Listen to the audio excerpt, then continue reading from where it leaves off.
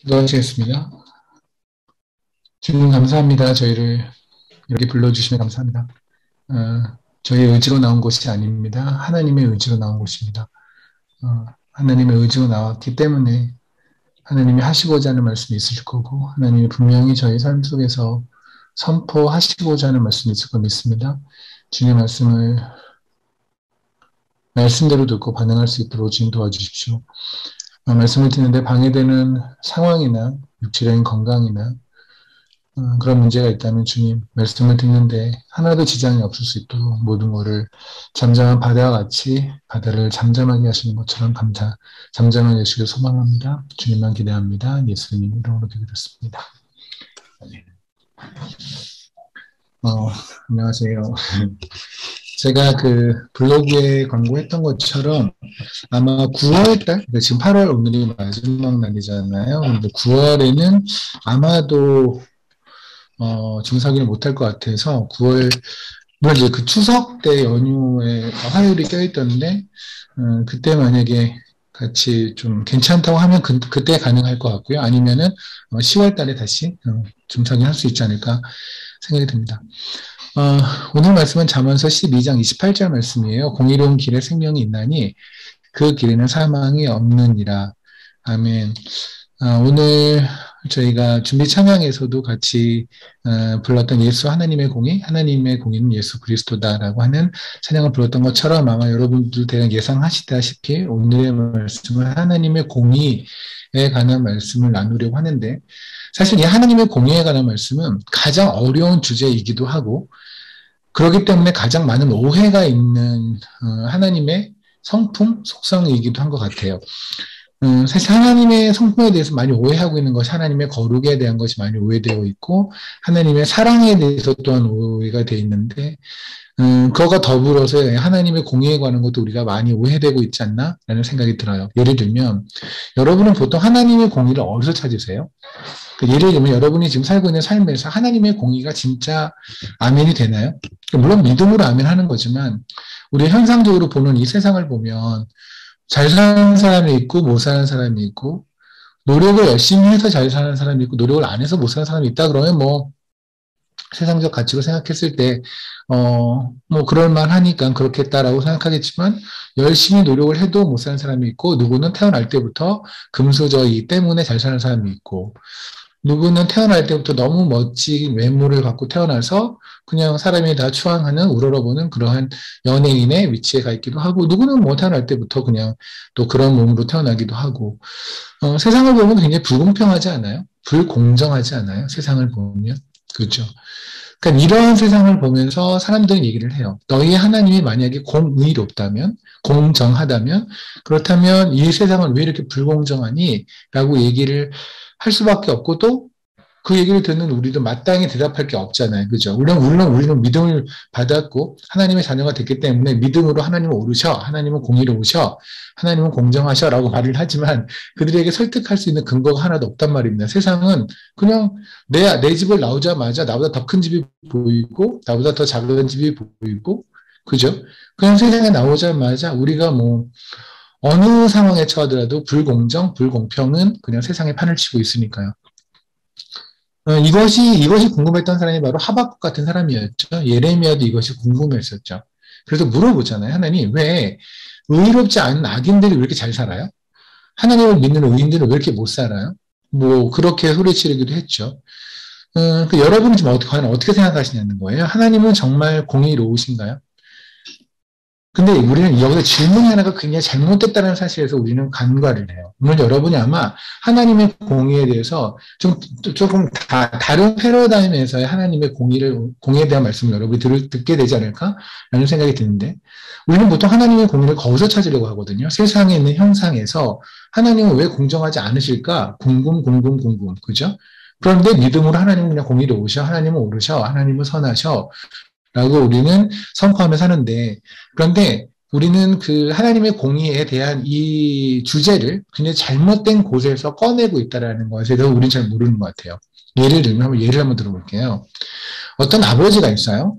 근데 그 아버지는 장애를 가지고 있어요. 근데 심각한 장애를 있어요. 근데 그 장애가 있는데도 불구하고 열심히 일을 해서 자식들한테 이제 자식을 봉양을 해요. 부양을 하는 거죠. 그런데 아이들이 두 명이 있어요. 그런데 늘 큰아이한테는 빵 세 개를 주고 작은 애한테는 빵 하나를 줘요. 그러니까 이 자식들은 굉장히 화가 나는 거죠. 물론 큰아이 입장에서 좋겠지만 작은 애 입장에서는 이거는 왜 아빠는 항상 나한테 빵을 하나만 주지? 그리고 형한테는 왜 빵을 세 개를 주지? 그리고 그 옆에 있는 사람이 보더라도 뭐야, 저 사람은 뭔가 불공정해, 불공평해, 공의롭지 않아 라고 생각할 수 있어요. 그죠?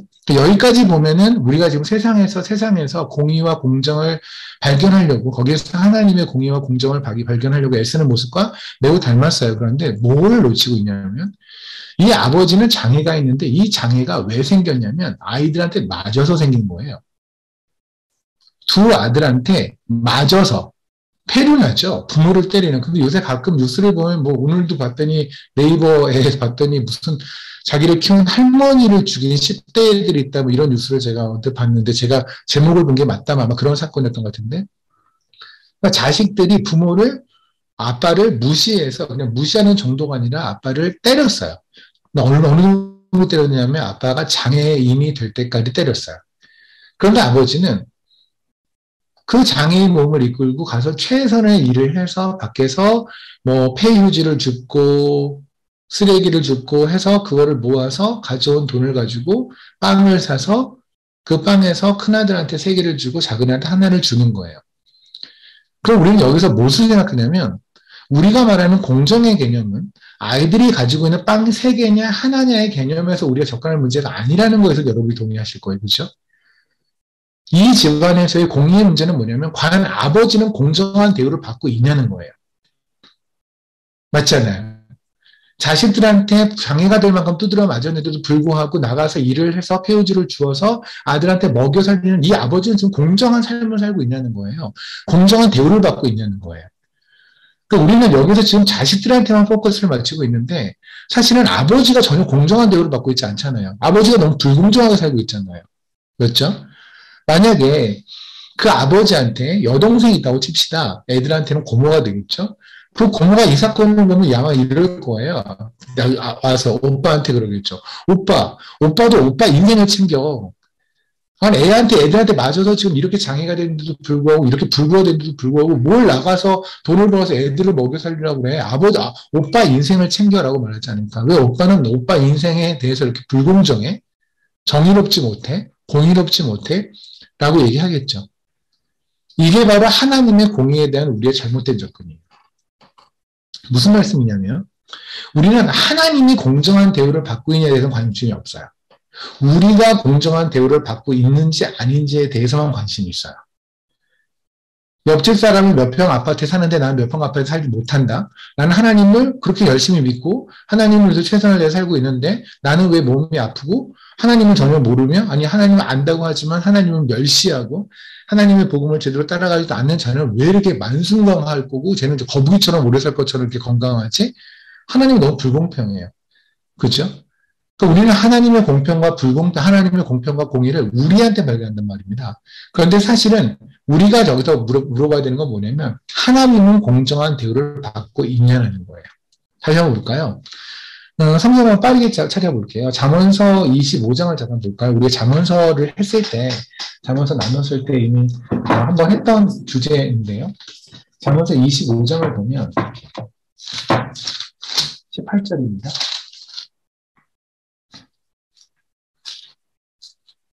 이런 말씀이 있습니다. 자기의 이웃을 쳐서 거짓 증언하는 사람은 방망이요 칼이요 뾰족한 화살이니라 라는 말씀이 있어요.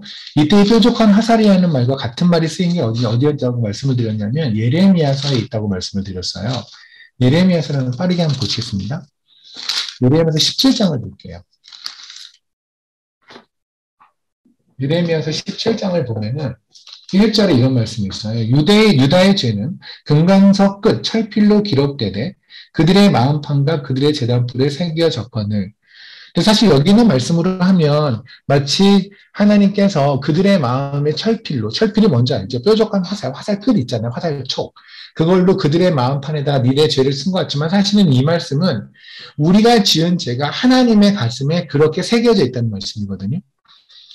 다시 말하면 뭐냐면 우리는 하나님에게 죄를 짓는다는 것이 단순히 그냥 죄를 졌다가 아니라 하나님 입장에서 보면 우리가 화살촉으로 철 뾰족한 그 못 있잖아요. 못으로 하나님의 가슴에다가 뻑뻑뻑 그으면서 하나님을 무시하고 하나님의 존재를 무시하며 하나님들을 무시하며 하는 것과 마찬가지가 우리의 죄를 짓는 형태란 말입니다. 그러니까 우리가 오늘도 죄를 졌잖아요. 그냥 죄를 졌어요. 하나님 저 잘못했습니다. 끝난 게 아니라 하나님 쪽에서 보면은 마치 여러분의 자녀가 여러분에게 부모에게 와서 부모의 가슴에 대고 철못으로 부모의 가슴을 갈기갈기 찢는 것 같은 그런 고통을 가지고 하나님은 우리의 죄를 지켜보신다는 말씀이거든요.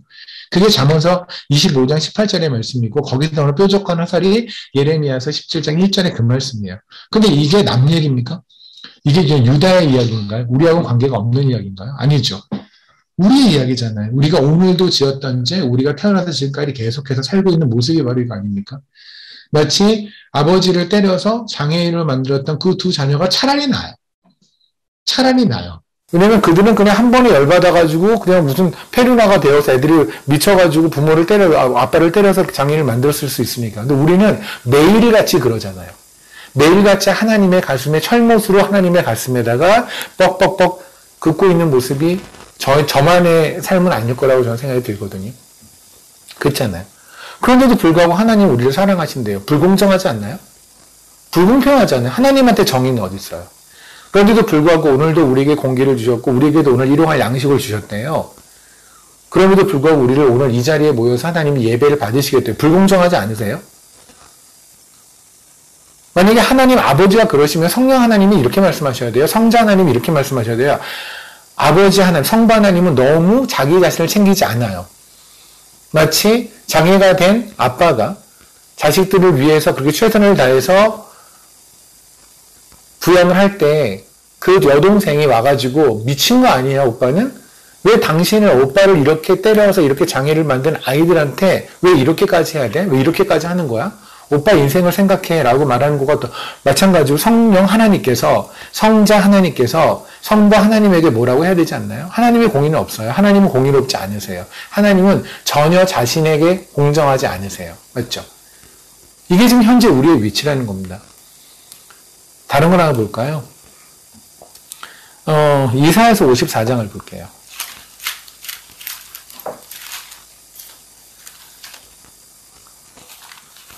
이사야서 54장에를 보면은 이런 말씀이 있죠. 5절에. 정말로 너무나 빼도 박도 못하게 하나님께서 왜 이렇게까지 말씀하시는지 모르지만 이렇게 선포를 하셨습니다.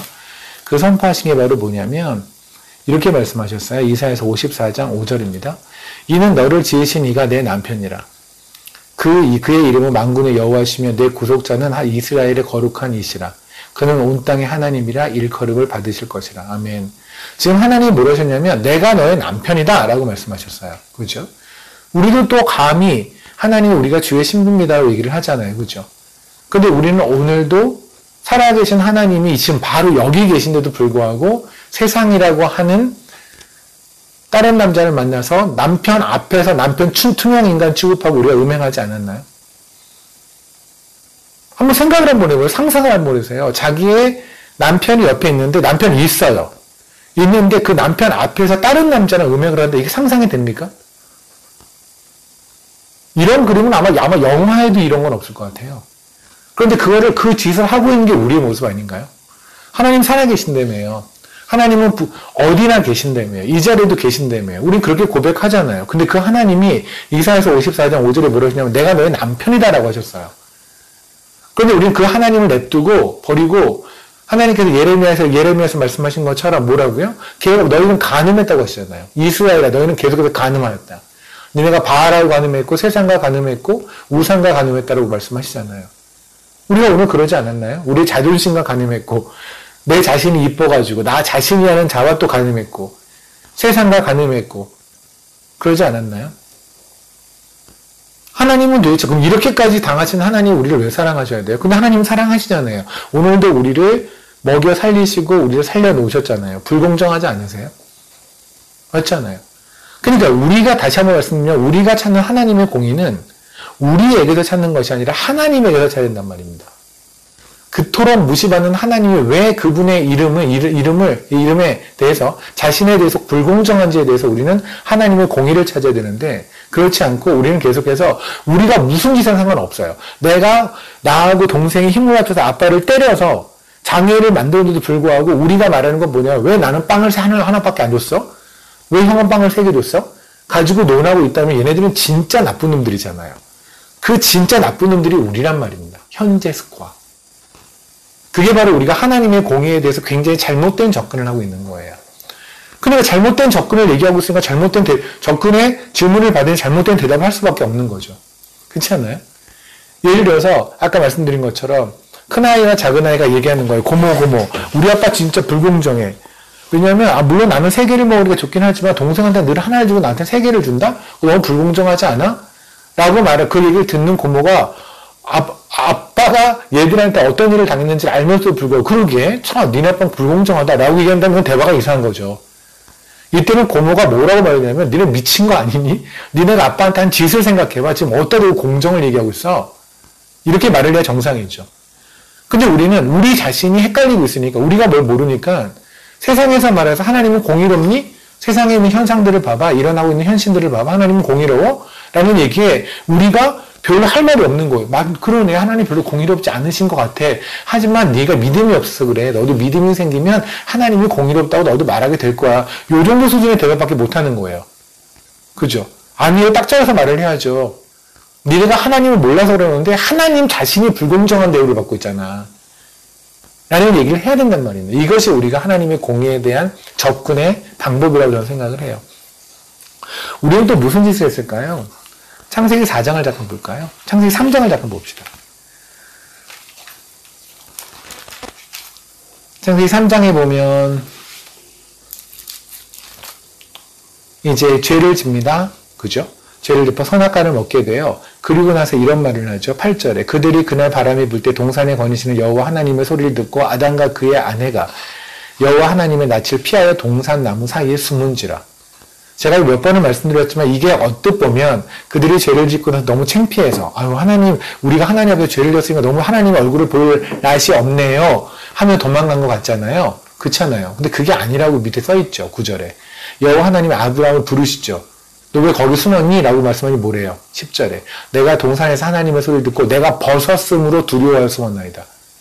죄를 져서 무서워서가 아니에요. 벗었으므로 두려워하여 숨었나이다. 무슨 말인지 아세요? 하나님이 너를 벗은 몸으로 만들었다는 것 자체가 하나님이 창피해요. 이 얘기예요.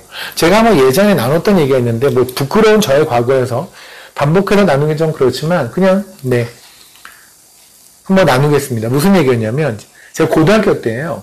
저희 집이 되게 업앤다운이 이렇게 있었던 경제적으로 있었는데 다운의 기간이 워낙 길었었어요. 그래서 저희 어머님이 행상을 하셨어요.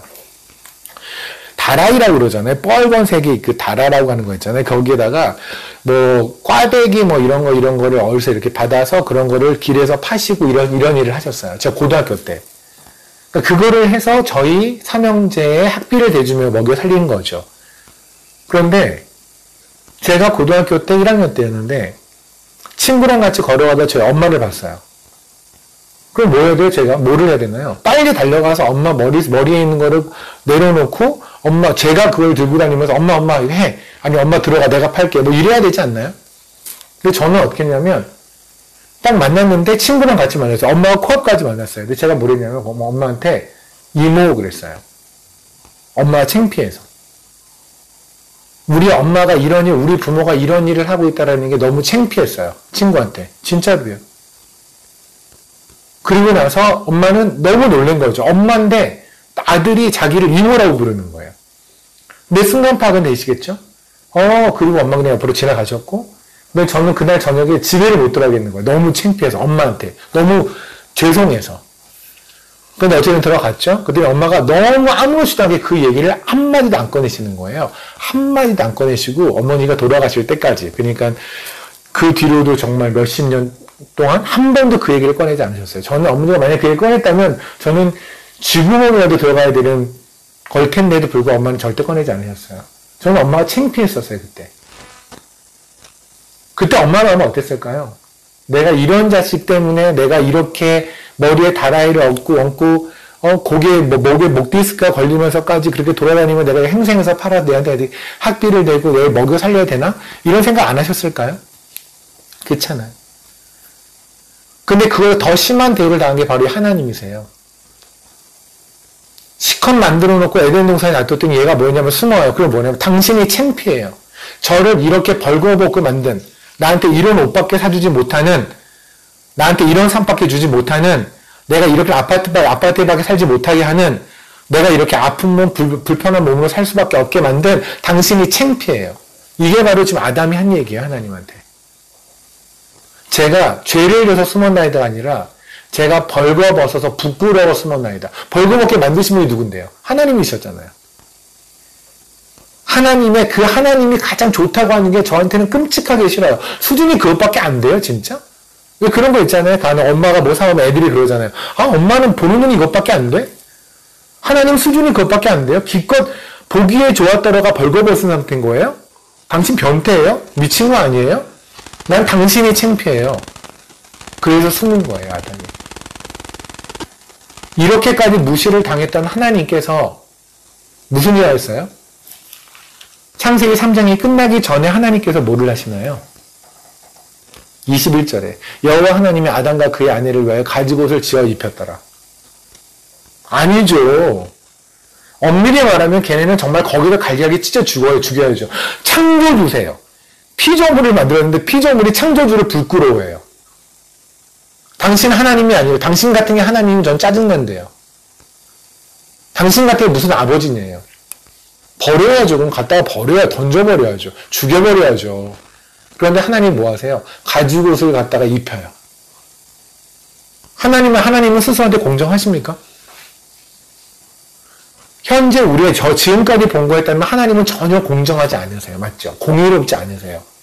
하나님은 자신을 너무 사랑하지 않으세요. 자신의 이름 따위를 사랑하지 않아요. 지금 하나님의 모습은 그런 거예요. 맞잖아요. 우리가 어떤 짓을 했는데요. 창세기 4장, 우리 3장을 봤으니까 4장을 볼까요? 4장에 보면 가인과 아벨이 있죠. 하나님을 무시하는 가인이 아벨을 죽였습니다. 그죠? 그리고 하나님께서는 가인을 쫓아내셨어요. 쫓아냈으면 우린 보통 뭐 하나요? 쫓겨났으면 부모님 옆에 가가지고 엄마 내가 뭐 문 밖으로 나가. 그러면 문 밖에 서가지고 엄마 나 잘못했어요. 빨리 문 열어주세요. 이러고 있어야 될 텐데. 근데 가인은 신난다. 그러고 쭉 간 거예요. 제가 예전에 이런 얘기 했었잖아요.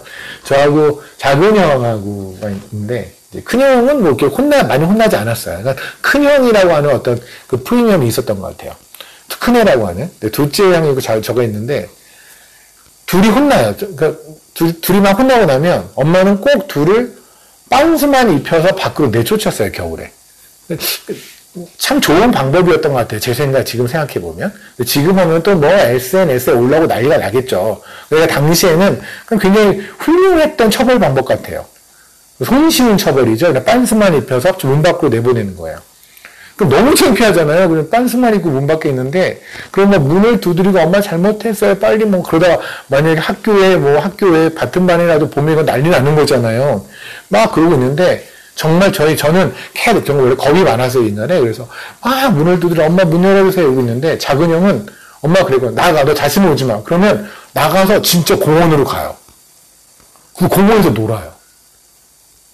그러니까 저는 엄마가 문을 열고 나면 저는 발견이 되는데 형은 없는 거예요. 형 어디 가니? 그럼 몰라, 저쪽에 가서 노는 것 같은데. 그러고 가면 거기서 빤스만 입고 그네를 타고 놀고 있는 거예요. 그럼 엄마는 진짜 미치는 거죠. 얘는 도대체 말귀를 못 알아듣는 애니? 아니, 그렇게 창의적이어서 건축 같은 걸 하는 그런 건축가가 됐나 봐요. 굉장히 창의적이지 않아요? 저는 전혀 그게 창의적이지 못해서 그냥 나가서 울고 있었는데 형은 창의적으로 가서 빤스 입고 그네를 타고 놀았거든요. 근데 이 설교를 형이 언젠가 듣게 되면 죄송합니다. 근데 어쨌든 이 가인이 뭐 한 거냐면 에덴에서 내쫓겨서 지금 아담이 밖에 있었잖아요. 그 다음에 여기 지금 아담하고 하와는 에덴 동산 동쪽에 이렇게 있었거든요. 여기서 가인하고 아벨이 해서 가인이 사고를 쳤죠. 그 다음에 쭉 간 거예요. 가라, 너 저리 가. 그랬더니 네, 그리고 쭉 갔어요. 그래서 뭐가 나오냐면 16절에 보면 가인이 여호와 앞을 떠나 에덴 동쪽 노 땅에 거주한다는 말이, 이 노 땅이라는 말이 뭐냐면 방황하다는 뜻이거든요. 노시라는 말이, 로드라는 말이 방황하다는 뜻이에요. 그러니까 우리 그 시편 같은 거 보면 참새가 막 돌아다니는 거죠. 참새가 이렇게 노는 거. 이게 바로 노드예요.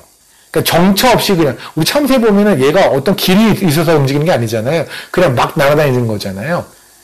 그 모습이에요. 그러니까 뭐 했다는 거냐면, 에덴에서 에덴 동쪽에 있다가 계속해서 가더니, 네, 그리고 쭉 갔다는 얘기예요. 그냥 정처 없이 놀았다는 얘기예요.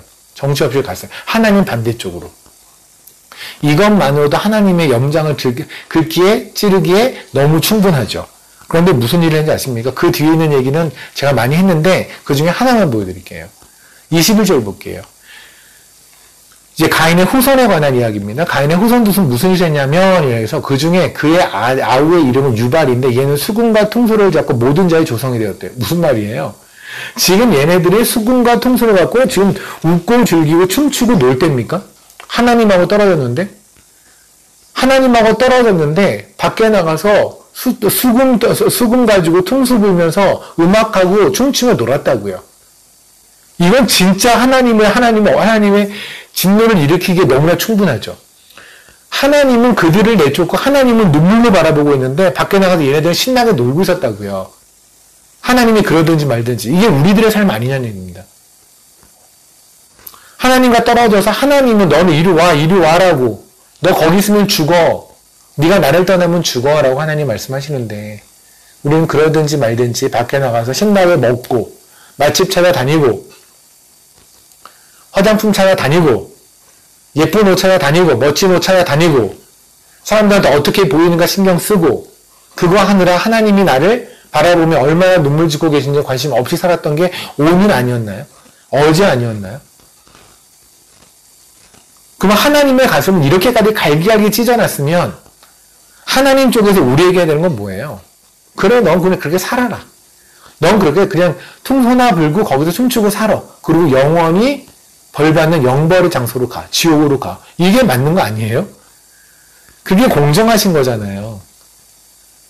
그런데 왜 하나님은 우리를 사랑하세요? 그러니 하나님은 공정하지 않죠. 하나님의 공의는 지금 어디가 있는 건가요? 마치 아까 말처럼 모두에 시작해서 예를 들었던 것처럼 자식한테 맞아서 장애가 된 아빠가 자식들을 부양하는 모습에서 우리가 그 부모가, 그 아빠가 스스로에게 전혀 공정하지 않다라는 거 동의하신 것처럼 하나님은 스스로한테 전혀 공정하지 않으신 것 같아요. 한 번 더 봅시다. 괴로운 얘기지만 우리 자신을 한번 봐봅시다. 스가랴서를 잠깐 볼까요?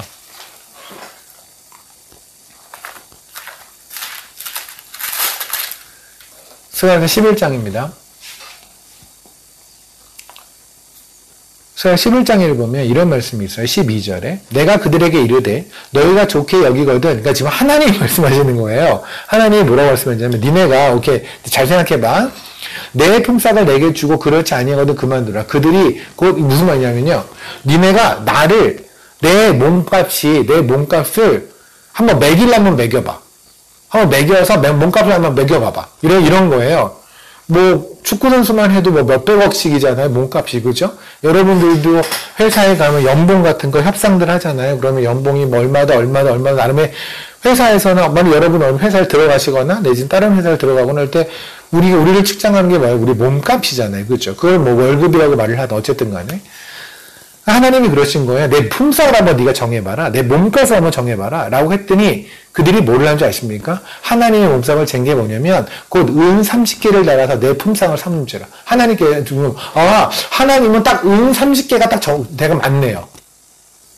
은 30개가 뭔지 아세요? 은 30개는 출애굽기 21장을 보실래요? 그러면 이들이 매달은 하나님의 몸값이 뭐냐면 끔찍한 얘기입니다. 끔찍한 얘기예요. 출애굽기 21장입니다. 25절서부터 여러분이 소제목에 임자의 책임이라고 되어 있잖아요. 임자의 책임은 보통 북한말 같죠. 그러니까 주인이 어떤 물건의 주인의 책임 이렇게 말하면 되는데 임자의 책임이라고 해서 어쨌든 거기서 28절 볼게요. 소가 남자나 여자를 받아서 죽이면 그 소는 반드시 돌로 쳐 죽여라 라고 되어 있어요. 그죠? 그런데 소가 남자나 여자를 쳐서 죽는 게 아니라 그 남자나 여자의 신분이 어떤 경우냐면 32절. 소가 만일 남종이나 여자를 종을 받으면, 그러니까 28절은 그냥 민간인이에요. 민간인, 종이 아닌 그냥 보통의 사람. 그런 사람을 만약에 소가 받으면 이러이러해라가 28절서부터 31절까지 있는 내용이고요. 32절의 얘기는 뭐냐면 소가 남종을 또는 여종을 받았어요. 그걸 죽였잖아요. 그러면 소 임자는 은 30세겔을 그 상전에게 줘요. 그러니까 은 30세겔 상전에 준다는 건 무슨 말이에요? 보세요. 간단하죠? 제가 만약에 종이 있습니다. 이 종이 있어요. 이 종 남종이에요. 그런데 어느 날 갑자기 제가 얘기를 들었어요. 당신의 종이 누구누구 있잖아요. 근데 그 종이 오늘 소에 받쳐 죽었어요. 그래? 누가 죽였대? 어느 집 소래? 그러면 그러게 이 집 소예요. 그럼 제가 그 집에 가요. 당신네 소가 우리 종을 죽였대요. 그러면 이 집 주인이 아이고 저런 죄송해요. 하고 은 30세겔을 준다고요. 그러면 모든 얘기는 심하이 된다고요. 끝. 모든 거래는 끝이에요. 그 은 30개가 뭔지 아십니까? 종의 몸값이 아니에요. 엄밀히 말하면 죽은 종의 몸값이에요. 죽은 종은 뭐예요? 쓸모가 없는. 당시의 종이라는 거는 그냥 매매할 수 있는 물건이잖아요. 그죠? 그러니까 죽은 종은 아무런 쓸모가 없어요. 죽은 종의 몸값이 은 30개거든요. 그런데 스가랴서에서 무슨 말을 한 거냐면 하나님께서 물어본 거예요. 사람들한테. 야, 내 품삯이 얼마 가니? 내 몸값이 얼마 같아? 내 연봉이 얼마 같아? 내 평생 네가 나를 산다면 얼마에 사겠니? 라고 했더니 그들이 엄청 고민을 하다가 많이 쳐줬더니 은 30개예요. 죽은 종의 몸값이에요. 끔찍하죠. 이걸 호세아서에서는 뭐라고 말씀하시는지 아십니까? 호세아서를 한번 볼까요? 호세아서를 보면 3장이에요. 호세아 3장에 보면 소제목이 호세아의 음녀가 된 여인이라고 되어 있잖아요. 호세아와 음녀가 된 여인이라고 되어 있잖아요. 우리 고멜이라는 여인 다 알고 있어요. 이 얘기는 뭐냐면 저를 잠깐 보시면 설명드릴게요. 하나님께서 말씀하세요. 네가 가서 고멜이라고 소위 음녀가 있어. 창녀가 있어. 술집에 창녀가 있거든. 이렇게 몸 팔면 사는 애인데 걔를 사와. 라고 얘기를 하는 거예요. 그러면 이제 고민이 있잖아요. 하나님의 말씀이니까 사오긴 해야 될 텐데 이 여인이 얼마지? 만약에 굉장히 비싸면, 만약에 그 여인을 데리고 있는 포주가 엄청나게 많은 돈을 요구하면, 제가 사고 싶어도 하나님의 명령을 따르고 싶어도 돈이 없으면 못하는 거잖아요. 물론 하나님이 주시면 하겠지만. 그럼 호세아가 물어보겠죠. 얼마에 살 수 있는 거예요? 그랬더니 뭐라고 말씀하시냐면, 2절. 내가 은 15개와 보리 한 호벨만. 보리 한 호벨만이 은 15개거든요. 그러니까 은 15개와 보리 한 호벨만이라는 건 뭐냐면 합치면 은 30개라는 얘기예요. 은 30개를 주면 그 고멜이라고 하는 창녀를 너한테 줄 거야. 네가 포주한테 은 30개를 주잖아. 그러면 그 포주가 너한테 그 고멜이한 창녀를 줄 거야. 그러면 그 고멜이한 창녀를 네가 아내로 삼아서 살아. 라고 지금 말씀하시는 거예요. 그럼 보세요. 만약에 이 고멜이한 창녀가 굉장히 인기가 많아. 수많은 남자들이 이 여자를 찾는다. 그렇다면 절대 안 팔겠죠. 왜냐면 이거 팔 게 아니잖아요. 이거는 그냥 황금알을 낳는 거위잖아요. 가만 데리고 있으면 돈을 더 버는 건데. 근데 은 30개를 둬서 판다는 얘기는 뭐예요? 이제 이 여자의 가치는 어느 떨어진 거죠. 여러분이 옛날에 창이라고 하는 영화를 보신 적이 있는지 모르겠는데 보시지 않았으면 앞으로도 보지 마십시오. 거기를 보면 어떤 신은경이라는 배우가 나왔던 그 옛날 영화예요. 거기에 보면 그 신은경이라는 배우가 처음에 어린 나이에 어떻게 창녀촌에 들어가서 창녀가 돼요. 끌려가서. 그럼 나중에 시간이 지나니까 처음에는 남자들도 많이 찾아오고 이랬는데 시간이 지나니까 아무도 안 찾는 거예요. 그래서 섬에 있는 무슨 어디로 팔려가고 이런 식의 아주 정말 보고 있으면 처음부터 끝까지 우울하기만 한 그러한 영화가 하나 있었는데 그 늙은 창녀 고멜이라고 하는 늙은 창녀의 몸값이 얼마였냐면 은 30개였어요. 은 15개와 보리 한 호벨반. 그러니까 지금 스가랴서 11장 얘기는 뭔지 아세요? 우리가 하나님의 몸값을 죽은 종이나 죽은 노예나 아니면 늙은 창녀 정도의 몸값으로 친다는 얘기예요. 근데 이게 언제 일어났어요? 마태복음을 잠깐 보실래요? 마태복음에 보면 27장을 잠깐 볼게요. 이 일이 진짜 일어났잖아요. 언제요? 27장의 3절에 보면 유다가 팝니다. 그때 예수를 판 유다가 그의 정죄됨을 보고 스스로 뉘우쳐 근 30세기의 임사께 30을 대제사장과 장로들에게 도로 갖다 줘요. 무슨 말이에요? 유다가 예수를 팔아먹었는데 얼마나 파냐? 30개 판 거라니까요. 죽은 종의 몸값이 예수의 몸값이었다고요. 그게 스가랴에서 말하는 건 스가랴 얘기는 딴 얘기 아니에요. 우리가 하나님을 그 정도로 생각하고 있다는 거예요.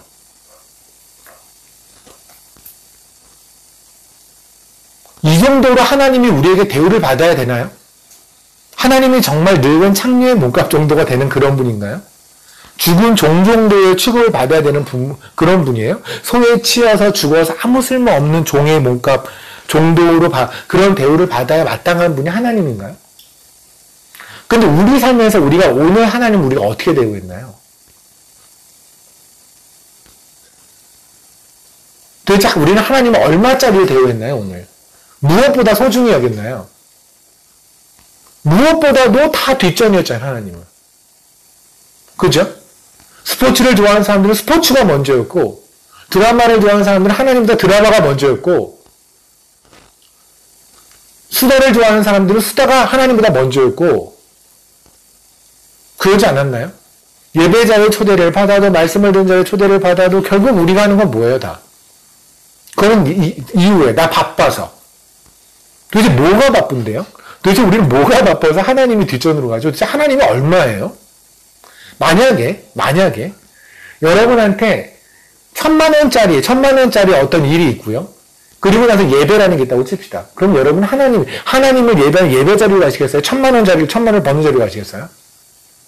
아니, 1,000만 원 너무 많나요? 100만 원 할까요, 그냥? 한 50만 원만 할까요? 은 30세겔이요. 돈으로 따지면 한 100만 원 한대, 120만 원 정도 된대요.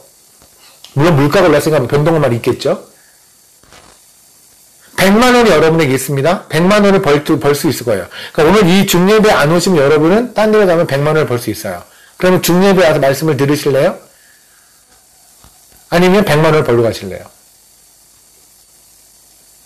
그게 여러분이 생각하는 하나님의 몸값이에요. 하나님은 우리한테 늘 이런 취급을 받고 있잖아요. 이런 대우를 받고 있잖아요. 그런데도 불구하고 왜 하나님 우리 여태까지 여전히 사랑하고 계시죠? 너무나 하나님은 스스로한테 불공정하시잖아요. 하나님은 공의롭지 않으세요. 이 정도 만약에 여러분이 회사에서 여러분이 연봉을 7천을 받아야 되는데 5천을 받아야 되는데 갑자기 여러분이 인터뷰하는데 거기서 연봉 협상이 들어간다 갑자기 한 1,000만 원 정도는 제가 일해보겠습니다라고 회사에서 말하면 여러분 아마 벌떡 일어나서 사람을 뭘로 알고 그러고 나올걸요?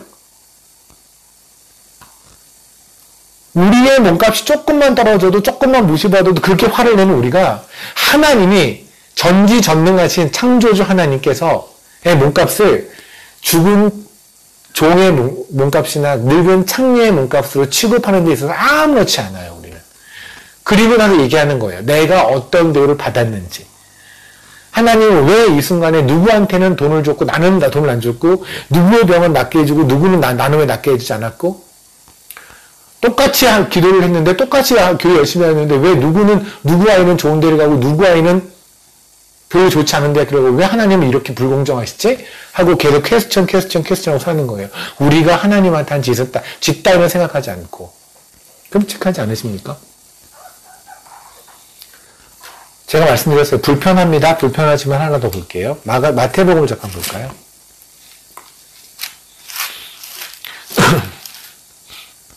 마태복음 22장에 보면 15절서부터 가이사에게 세금을 바치는 것이라고 돼 있어요. 그죠? 제가 예전에 이 가이사에 세금을 바치는 것이라는 거에 대해서 세금 문제로 설교하시는 분을 보고는 와 정말 속에서 막 화산처럼 끌어오르는 뭐가 있었는데 그냥 겨우겨우 정말 주님의 은혜로 참았네요. 생각을 한번 해보세요. 마태복음 22장이 언제 일어나는지 아십니까? 여러분이 마태복음 20장에를 보면 21장에를 보면은요. 주님이 예루살렘에 들어가세요. 그리고 27장에 주님이 십자가에 달려 죽으세요. 21장서부터 27장, 28장, 27장까지 얘기는 뭔지 아세요? 주님이 돌아가신 데까지가 딱 5일에 걸친 얘기예요. 그걸 우리는 소위 고난주간이라고 부르죠. 주님이 이 땅에 오셔서 딱 죽으시기, 십자가에 달려 죽으시기 전에 일주일 남았던 그 순간에 주님께서 주셨던 말씀 중에 하나가 가이사에게 세금에 관한 이야기를 한 거예요. 하늘에서 이 땅에 오셔서 우리를 구원하기 위해서 오신 주님께서 아무렴 우리에게 세금에 관한 이야기를 유언처럼 남기셨을까요? 마지막 말로? 제가 왜 그런 설교를 들으면서 화가 나냐면 단순히 옳다 옳지 않다를 떠나서 이 정도로 우리가 하나님의 마음을 무시하는구나. 하나님이 이렇게까지 눈물을 흘리며 진지하며 얘기했으면 우리도 그 정도는 들어야 되지 않나요? 사실 그러잖아요. 여러분도 마찬가지잖아요. 진짜 너무나 진지하게 눈물을 흘리며 자신한테 얘기하고 있는데 애가 새우깡을 막 먹으면서 엄마 거기 저쪽에 있는 거 그 감자깡 갖고 와봐봐. 이렇게 들으면 아마 여러분도 애 뒤통수를 때릴걸요?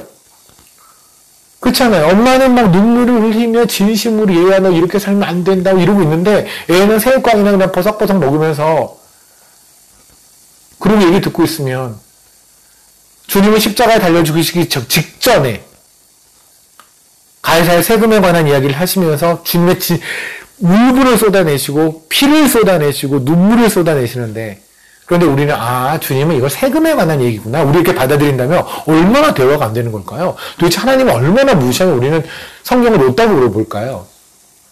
가이사의 세금에 관한 이야기는 다른 게 아니에요. 뭐냐면 이 얘기입니다. 19절이에요. 세금 낸 돈을 내게 보이라 하시니 데나리온 하나를 가져왔거늘 예수께서 말씀하실 때 이 형상과 이 글이 누구의 것이냐? 이르시되 가이사의 것이니이다. 이에 이르시되 그런즉 가이사의 것은 가이사에게 하나님의 것은 하나님에게 바치라 하시니 그들이 이 말씀을 듣고 놀랍게 여겨 예수를 떠나가니라. 무슨 말일까요? 창세기를 잠깐 보실래요? 창세기 1장입니다. 창세기 1장 25절이에요. 제가 읽겠습니다. 하나님이 이르시되 우리의 형상을 따라 우리의 모양대로 우리가 사람을 만들고 그들로 바다의 물고기와 하늘의 새와 가축과 온 땅과 땅에 기는 모든 것을 다스리게 하게 하자 하시고. 아멘. 무슨 말일까요? 우리가 하나님의 형상으로 지어졌다고요. 지금 하나님께서 말씀하시는 건 뭐냐면 니네는 과연 어떤 형상으로 지어진 존재로 살고 있냐는 거예요. 니네한테는 어떤 형상이 들어있냐는 거예요. 엄밀히 말하면 너는 뭐를 담고 싶냐는 거예요.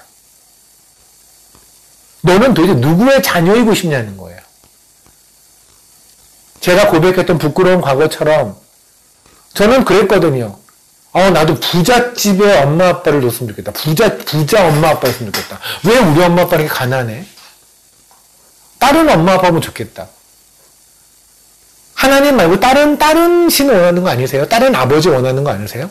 세상의 아비가 더 좋은 거 아니에요? 우리가 오늘도 부러워한 사람이 누구예요? 여러분? 오늘도 되고 싶었던 게 뭐예요? 하나님처럼 희생하시고 하나님처럼 참고 하나님처럼 인내하는 그러한 삶을 담고 싶었나요? 그렇게 사는 사람이 부러웠나요? 아니면 세상의 걸 많이 가진 사람이 부러웠나요? 결국은 뭐예요 그러면? 내가 부러워하는 사람이 내가 되고 싶은 형상인 거죠. 애들한테 물어보세요. 너 뭐 되고 싶어? 나 이거 되고 싶어. 나는 손흥민처럼 유명한 축구 선수가 되고 싶어. 손흥민의 형상이 되고 싶은 거예요. 너는 도대체 어떤 형상이 너한테 있고 너는 어떤 형상을 담고 살고 싶냐는 거죠. 뭐를 부러워하고 여러분 이제 무엇을 부러워하세요? 무엇이 되고 싶으세요? 오늘 하루만 생각해 봅시다. 그게 지금 주님께서 마태복음 22장에 십자가에 달리시기 날짜로 하면은 4일 전에 하신 말씀이에요. 무슨 말씀 하신 걸까요? 이 말씀을 하신 거예요. 너희는 내가 되고 싶은 것이 아니라 내 자식이 되고 싶은 게 아니라 세상의 자녀가 되고 싶어 하더라. 그게 지금 주님께서 하시는 말씀이란 말입니다. 너는 나의 성품을 부러워하지 않고 너는 나의 자녀가 된 걸 자랑스러워하지 않고 너희가 자랑스러워하는 건 세상에 있는 스펙, 세상에 있는 가지고 있는 무엇 그것을 더 자랑스러워하더라. 더 심하면 뭐예요? 세상을 닮아가고 싶어 하더라. 세상의 형상을. 창세기도 주님께서 우리에게 하나님의 형상으로 우리를 지으셨다고 하는데 우리는 하나님의 형상 따위가 중요하지 않아. 아니 그건 싫은 거예요. 우리가 원하는 형상은 그게 아니에요. 세상의 형상을 담고 싶어요. 이 정도로 하나님 무시했으면은 어떻게 될까? 만약에 여러분의 자녀가요, 여러분을 지금 우리가 하나님을 무시하는 것만큼 무시했다고 칩시다. 그것도 줄기차게. 가끔 한 번 아니고 어렸을 때 애가 정신 못 차렸을 때가 아니라 매일같이 이렇게 한다고 칩시다. 아빠를 무시해, 하나님 무시해요. 하나님을 쌩해요. 낯을 피해요. 부끄러워해요. 하나님이 나에게 해준 것들을 부끄러워해요. 하나님이 그 정도 능력밖에 없는 걸, 하나님이 그 정도 재력밖에 없는 걸 부끄러워해요. 하나님은 울면서 기다리는데 밖에 나가서 퉁소를 불고 수금을 가지고 놀아요. 하나님의 아버지의 하나님의 가슴에, 여러분의 가슴에 철심으로, 모추로 뽁뽁뽁뽁뽁 거요. 피를 철철 나게 해요. 그리고 얘는 옆집 아저씨를 닮고 싶어 해요. 옆집 아저씨의 아들이 되고 싶어 해요. 옆집 아줌마의 아들이 되고 싶어 해요. 옆집 아줌마의 딸이 되고 싶어 해요. 나는 엄마가 나의 엄마인 게 너무 짜증나요. 아빠가 나의 아빠인 게 너무 싫어요. 얘가 이걸 입에 달고 살아요. 내가 다시 태어난다면 나는 저 옆집 아저씨의 딸로 태어나고 싶어. 옆집 아저씨의 아들로 태어나고 싶어 라고 얘기를 해요. 그리고 결정적으로 여러분이 이렇게 말해요. 제가 어렸을 때 그랬거든요. 제 어머님이 가끔 제가 이제 이런 말을 하잖아요. 왜, 어렸을 때니까 이제 엄마 순대 사줘 이러잖아요. 그러면 엄마가 꼭 그런 말을 했어요. 아유, 차라리 날 팔아라, 날 팔어. 이런 말 하지 않았나요? 여러분 어머니는 안 그러시나 모르겠는데 저희 어머니는 그랬거든요. 차라리 날 팔어. 돈이 없다라는 거를 또 과장해서 이렇게 재미있게 말씀하셨나가 그랬던 것 같아요. 그래, 만약에 제가 진짜 엄마를, 그래? 그리고 엄마가 주무실 때 엄마를 이렇게 들고 나가서 팔아가지고 순대를 사서 먹었다고 칩시다. 그럼 제가 만약에 그랬다면 저는 신문에 나야 될 거야, 아마. 전 지금도 되게 유명한 사람 됐을 거야, 아마. 그죠? 세상에, 엄마를 순대 한 접시에 팔아먹은 놈. 우리가 어떤 놈들인지 아세요? 하나님을요, 창조자 하나님을요, 은 30세겔에 팔아먹는 놈이에요. 하나님을요, 죽은 종보다 못하게 취급해요. 차라리 종이 난 거죠. 종은 내가 물 떠와라 그러면 물 떠오고, 밭을 가라 그러면 밭을 가는데 하나님한테 뭘 기도해도 응답도 없고, 뭘 주지도 않고, 필요 없죠. 눈에 보이는 종이 나아요, 차라리. 하나님보다. 죽은 종은 차라리 나아요. 몸값이나 봐야지. 하나님 쓸모가 있나요, 이거? 못 땄어요? 그렇잖아요. 아니, 하나님이 나한테만 해주는 것도 아니고, 하나님 안 믿는 사람들 무지하게 잘 살잖아요. 만수를 보세요. 엄청 잘 살잖아요. 삼성 보세요. 현대가 보세요. 불교 신자들이잖아요. 무지하게 잘 살잖아요. 하나님 굳이 믿었는데 나한테 떨어지는 것도 없네. 그렇잖아요. 그러니 하나님의 몸값은 그냥 순대예요. 늙은 창녀의 몸값인 거예요. 이게 우리가 하나님을 대우하고 산 거예요. 여러분의 자녀가 여러분을 그렇게 대우했다면, 진짜 여러분을 어느 날 순대 한 접시에 여러분을 갖다 팔았다면 여러분 어떻게 하시겠어요? 그럴 수 있지. 얼마나 순대를 먹고 싶었겠니? 그러면서 불구하고 내가 널 사랑한다. 이랬을까요? 그러실 분이 여기 있나요? 없잖아요. 그런데 애는 얘기하는 거예요. 그렇게 여러분이 취급을 당했어요. 우리가 하나님을 대우하듯이 여러분의 자녀 여러분을 취급했어요. 그럼에도 불구하고 여러분이 그 모든 과거를 다 없는 걸로 치고 또 갔다가 애들을 먹여요. 그런데 애들은 얘기해요. 엄마 뭐야 이렇게 불공평해? 왜 누구는 이만큼 해주는데 누구는 이만큼 안 해줘? 왜 이래? 라고 하고 있다면 뭐랄까요? 진짜 그 주둥이를 어떻게 해야 되나 저것들 이러지 않을까요? 맞죠? 하나님은 공의롭지 않으세요. 왜 안 공의로워요? 하나님이 결정적으로 공의롭지 않으신 거에 대한 이야기를 한번 해볼게요. 왜? 현재 스코어예요. 하나님은 공의로우세요. 물론. 근데 제가 지금 말하는 현재까지의 이야기에서는 하나님은 전혀 공의롭지 않으세요. 왜냐하면 하나님은 자신한테 전혀 공정하지 않으시거든요. 우리가 공의라고 하는 이 말이요. 치데카라는 말이, 치데카라는 히브리어가 그러니까 공의라는 말인데 가장 많이 쓰는 게 fair이에요. fair. 공정하지 않으세요, 하나님은 지금. 현재 스코어 하나도 공정하지 않잖아요. 그죠? 이만큼을 당했으면 이만큼을 주는 게 공정한 거죠. 이만큼을 당했는데 아무것도 주지 않고 그냥 우리를 건졌잖아요. 어떻게 건졌는데요? 한번 볼까요? 이 신명기를 잠깐 볼게요. 신명기 6장에를 보면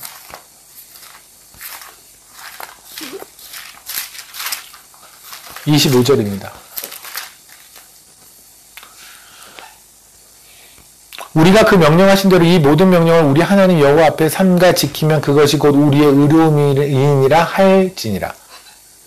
이 얘기 오해하지 마세요. 이러한 명령을 지키니까 우리가 의로워진다라고 이해한 사람들이 바리새인들이에요. 이 율법을 지키면 내가 경건해지고 거룩해진다, 의로워진다고 생각했던 게 바로 바리새인이란 말입니다. 이 얘기는 그 얘기가 아니라 의로운 자들이 지킬 수 있는 게 율법이란 말씀이에요. 여러분 기억하실 게 왜 상상순 있잖아요. 그렇죠? Sermons on Mount이라고 해서 산에서 주님께서 주셨던 설교 있잖아요. 그 상상순도 마찬가지예요. 복 있는 자는 이렇게 하면 복이 있다가 아니라 복이 있는 자, 하나님의 복을 받은 자가 이렇게 살 수 있다는 얘기예요. 온유할 수 있고 의로울 수 있고 박해를 견딜 수 있고 이렇게 살 수 있다는 얘기거든요. 그러니까 성경의 말씀은 여러분이 오해하지 마실게. 내가 이렇게 지키면 하나님이 주신다가 아니라 이미 다 받았기 때문에 이렇게 지킬 수 있는 거예요. 이미 예수를 받았기 때문에, 이미 성령을 받았기 때문에 우리가 이 말씀을 읽을 수 있고 말씀을 이해할 수 있고 말씀대로 살아갈 수 있잖아요. 그죠? 그래서 절대로 말씀을 지켰으니 하나님이 이렇게 복 주시겠지라는 조건부로 하나님을 믿는 거는 그거는 무슬림이라는 짓이고요. 성경은 그런 기독교는 없어요. 어쨌든 여기서 무슨 말씀이냐? 그건 뭐예요? 하나님은 의로움을 우리에게 입혀주시고 그럼으로써 하나님의 말씀을 지킬 수 있는 특권을 주시겠다는 얘기예요. 그래서 여러분이 기억하실 게 뭐냐면 하나님의 말씀을 지킨다는 것은 어마어마한 특권이에요. 하나님의 말씀대로 살아갈 수 있는 건 특권이니까 우리는 말씀대로 살아가려고 애쓰는 거에 대해서 엄청 부담, 하나님 왜 이런 어마어마하게 많은 말씀을 주어서 우리가 힘들게 하지라고 할 것이 아니라 그러잖아요. 우리 왜 소위 좋은 대학교를 가면 좋은 대학교 학칙이 있겠죠. 그 학칙을 지키고 싶어서 그 학교에 그 학칙을 지키고 싶어서 그렇게 평소에 공부하는 거예요. 학창시절에 그 학교 들어가고 싶어서. 그렇잖아요. 제가 왜 그런 얘기 한번 말씀드렸는데 맨유 있잖아요. 맨체스터 유나이티드라고 유명한 축구팀 있죠. 거기에 그 이동할 때 입는 옷이 있거든요. 저는 그 옷을 보고 깜짝 놀랐어요. 아니 그렇게 많은 구단이 저 정도의 양복밖에 못 만드나 할 만큼 스우트인데 이건 해리포터가 입어도 교복 정도 수준이에요. 그런 걸 입고 그 돈이 막 몇백억씩 받는 그 친구들이 그 스우트를 입고 움직이는 거예요. 그런데 그 스우트를 입고 싶은 게 전 세계에 있는 모든 축구 선수들의 열망이에요. 그 스우트를 입고 싶은 거예요. 그 팀에 소속이 되고 싶어서. 그러니까 그 스투를 입는 거는 제가 보기에 그거는 분명히 굉장히 촌스럽거든요. 딱 그 말 그대로 영국 그냥 고등학교 교복 정도 수준이에요. 그런데 그걸 입는 것이 특권이라니까요. 하나님의 말씀을 듣고 하나님의 말씀에 따라서 살려고 하는 이 몸부림이 특권이라고요. 물론 이것은 부담으로 작용하는 게 우리 연약함에선 당연하겠지만 이것이 부담에서 머물거나 짐에서 머물면 안 돼요. 이건 특권이어야 해요. 여러분이 11조를 낼 때, 여러분이 헌금을 할 때, 여러분이 교회에 시간을 헌신할 때, 여러분이 선교지에 나갈 때, 선교사로 헌신할 때, 사역자로 헌신할 때, 하나님이 나에게 이런 짐을 주셨어요 라고 할 것이 아니라 내가 어떤 사역자의 아내가 되어서 사모가 될 때, 나한테 왜 이런 어려움을 주셨어요 라고 할 것이 아니라 하나님 도대체 뭔데 이런 특권을 주세요? 정말 하나님의 은혜라는 건 어마어마합니다. 그 특권을 즐길 수 있는 게 바로 즐길 수 있는 것이 하나님이 하실 수 있는 능력이고 그것이 믿는 사람들이 하는 거예요. 이게 지금 신명기 6장의 얘기예요. 내가 너에게 의로움을 줄게. 그러니까 너희는 이 율법을 지켜. 너는 내 새끼가 된 거야. 얘 의로운 내 새끼가 된 거니까 너는 이제 이 말씀에 따라 살 수 있는 거다. 라고 지금 말씀을 하시는 거예요. 무슨 말이에요? 보세요. 지금 우리는 전혀 의롭지 않은 사람들이죠. 얼마나 의롭지 않냐면 하나님에게 패역을 해도 지독하게 패역한 아까 우리 말했던 그 모두 나열했던 하나님을 은 30세기를 팔아먹고 하나님의 가슴에 철필로 가슴에다가 뻑뻑뻑 긋고 낳아주시고 지어주신 하나님이 아니라 옆집 아저씨를 닮아서 세상을 닮아서 세상의 형상대로 살고 싶고 하나님이 나에게 남편이라고 하셨는데 남편 눈앞에 두고 다른 남자랑 간음하고 있는 이렇게 살았는데 근데 하나님이 뭐랬냐면 내가 너를 의롭다고 부르겠대요. 이게 공의롭나요? 여러분 이게 공의로우세요? 공의롭지 않죠. 하나도 공의롭지 않잖아요. 왜냐하면 보세요. 공의라는 것은, 공정이라는 것은 주는 것만큼 받는 게 있어야 되고 받는 것만큼 주는 게 있어야 돼요. 하나님께서 당하신 것만큼 하나님은 하셔야 돼요. 이걸 하지 않고 그냥 하면 우리 생각엔 그걸 사랑이라고 할 것 같지만 그것이 왜 사랑이 되지 않냐면 예를 들면 이 시편을 잠깐 보실래요? 시편을 보시면 35절입니다. 5편입니다.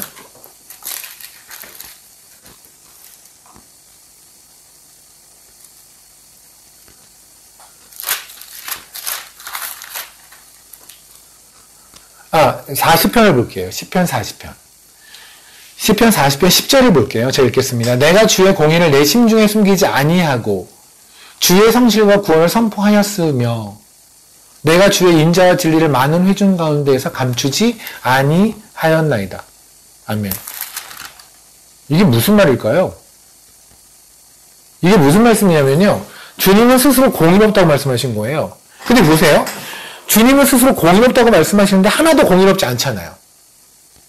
왜냐하면 공의로웠다면 하나님이 공의로우시면 하나님이 우리를 용서하시는데 이렇게 용서하시면 안 돼요. 그냥 덮어서 널 의롭다라고 하시면 안 되죠.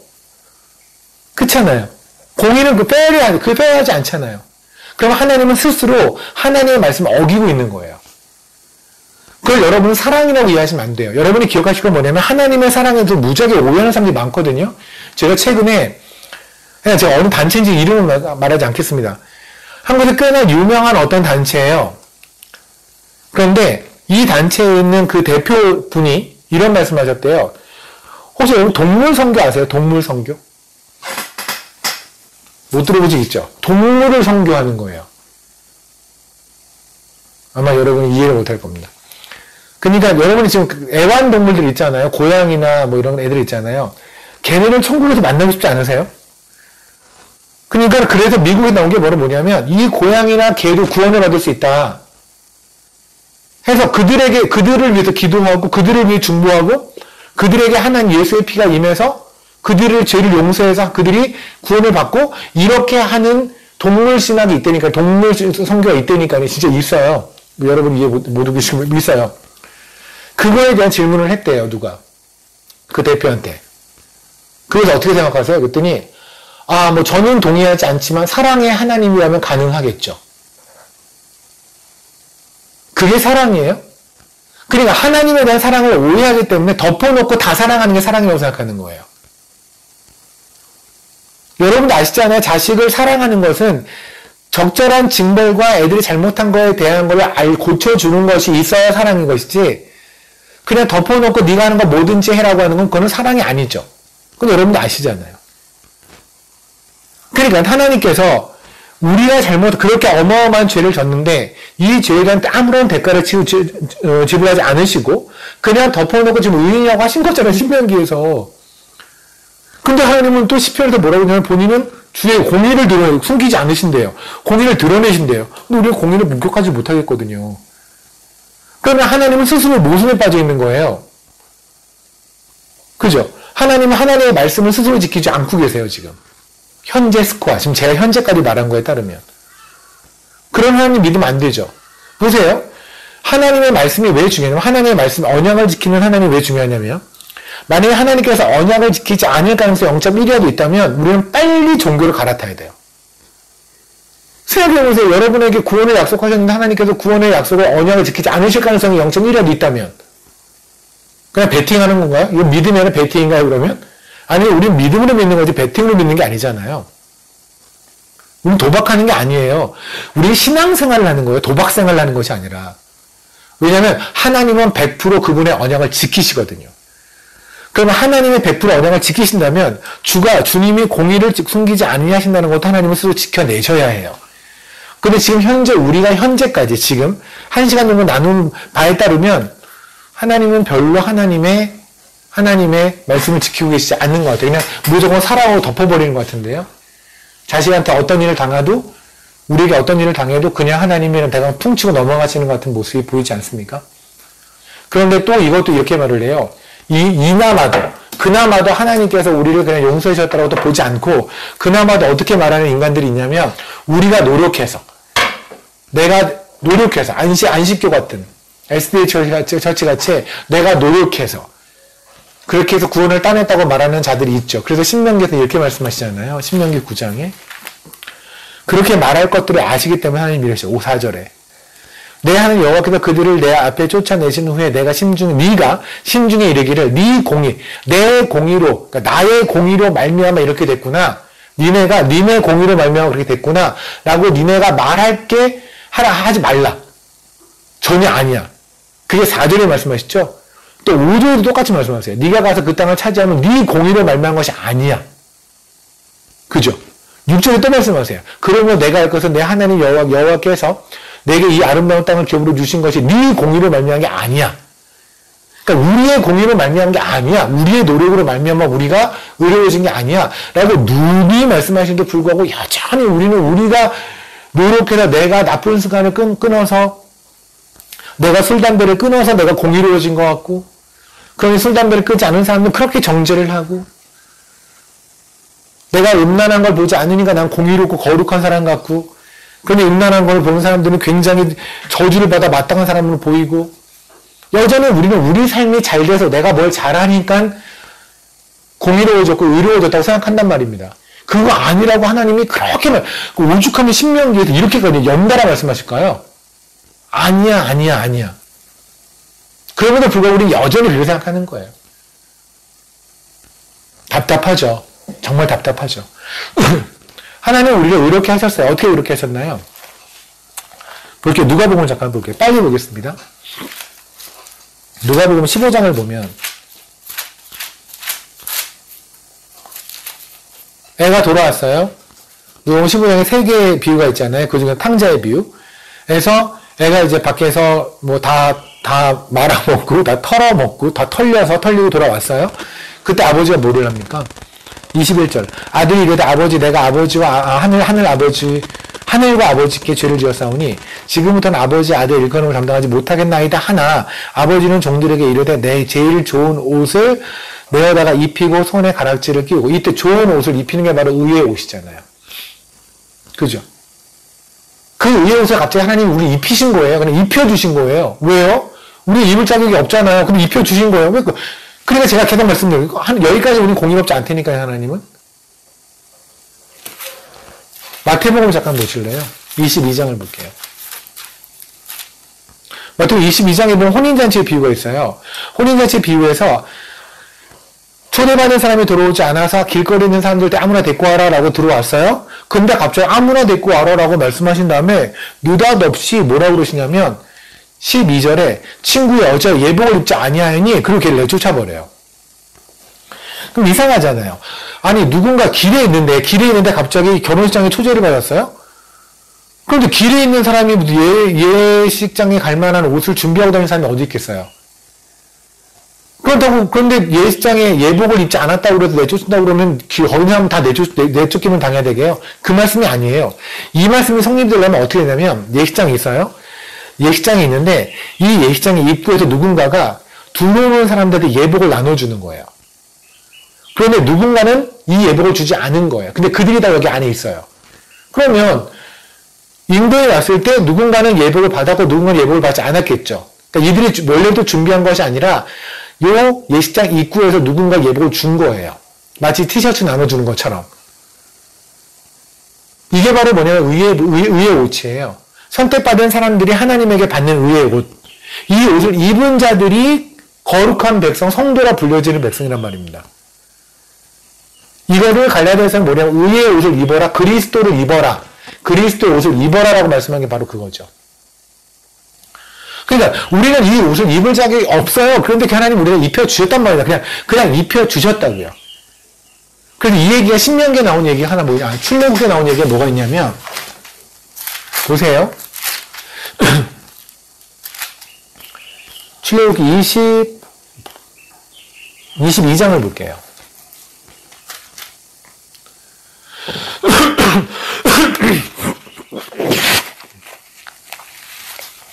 출애굽기 22장을 보면 25절부터 볼게요. 네가 만일 너와 함께 한 내 백성 중에 가난한 자에게 돈을 구워주면 너는 그에게 채권자가 찾은 말미에 이자를 받지 말 것이며 26절부터 볼게요. 네가 만약 이 옷을 전당 잤거든 해가 지기 전에 그에게 돌려보내라. 그것이 유일한 옷이라. 그것이 그의 알몸을 가릴 옷인즉 그가 무엇을 입고 자겠느냐? 그가 내게 부르짖으면 내가 들으니 나는 자비로운 자임이니라. 아멘. 이상하잖아요. 아니 이 얘기가 왜 이상한지 아십니까 여러분? 이 얘기가 이상한 이유는 뭐냐면 그러니까 돈이 없어서 옷을 맡겼는데 그 옷을 맡긴 사람을 해가 지기 전까지 그 옷을 돌려주래요. 그런데 그 이유가 뭐냐면 그가 가진 옷의 유일한 거래. 그 옷이. 그럴 수는 없죠. 왜냐면 아니 그런 사람도 있겠지만 옷을 맡기는 사람은 늘 그 사람이 가지고 있는 옷이 유일하게 그가 가진 유일한 옷일까요? 그럴 수는 없잖아요. 그럴 리는 없죠. 그럴 리는 없잖아요. 신명기 24장에 똑같은 말씀이 있는데 제가 읽을게요. 신명기 24장입니다. 13절에 해질 때 그 전나무를 반드시 그에게 돌려줄 것이라. 그리하면 그가 그 옷을 입고 자며 너희를 축복하리니 이 일이 내 하나님 여호와께 내 공의로움이 되리라. 와우. 지나친데요? 옷을 전당 받았어요. 내가 오늘 돈을 꿔줬어요.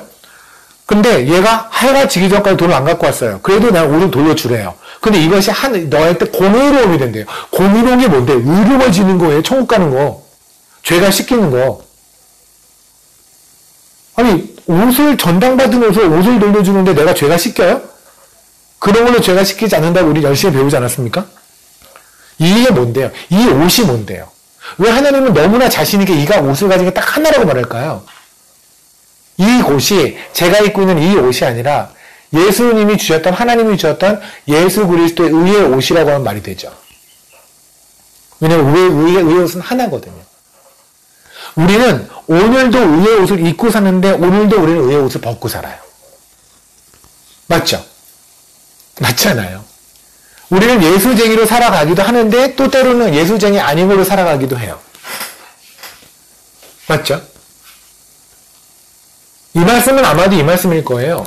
내 자신이 해가 지기 전까지 내가 옷을 벗고 있었다는 걸 인식하면 빨리 하나님 앞에 와서 그 옷을 다시 입으라는 말씀이실 거고 내 주변에 내 지체가 의의 옷을 벗은 자가 있다면 예수쟁이 아닌 걸로 까먹고 살고 있다면 그렇다면 그에게 빨리 가서 권면하여서 그를 위해 기도하여서 그가 빨리 예수쟁이의 옷을 입도록 의의 옷을 입도록 그게 빨리 권면하라는 말씀이 있겠죠. 그렇지 않고는 왜 하나님은 너무나 자신있게 이 개가 가진 옷은 한 벌일 거야. 해가 지기 전까지 그 옷을 빨리 돌려줘야 돼. 라고 말씀하셨을까요? 이게 바로 의의 옷이에요. 우리가 그 옷을 입어야 우리는 죄가 씻겨요. 그죠? 그게 예수 그리스도의 피라고 말씀하셔도 되죠. 그 피로 물들여진 옷이겠죠. 근데 문제는 뭐냐면 이렇게 하나님에게 옷을 입으면 우리의 정당한 반응은 뭔지 아십니까? 우리는 그러잖아요. 감사합니다. 저를 그렇게 용서해서 감사합니다. 우리는 그렇게 배웠잖아요. 그렇잖아요. 그냥 우리 전도할 때 그랬잖아요. 하나님이 당신을 사랑하세요. 당신을 용서하셨어요. 와 아멘 감사합니다. 눈물 몇 번 흘리고 나는 인격적으로 하나님을 만나서 이러지 않아요? 근데 원래의 반응은 뭐여야 되냐면 이런 식의 반응이 있어야 돼요. 원래는 마태복음을 잠깐 볼게요.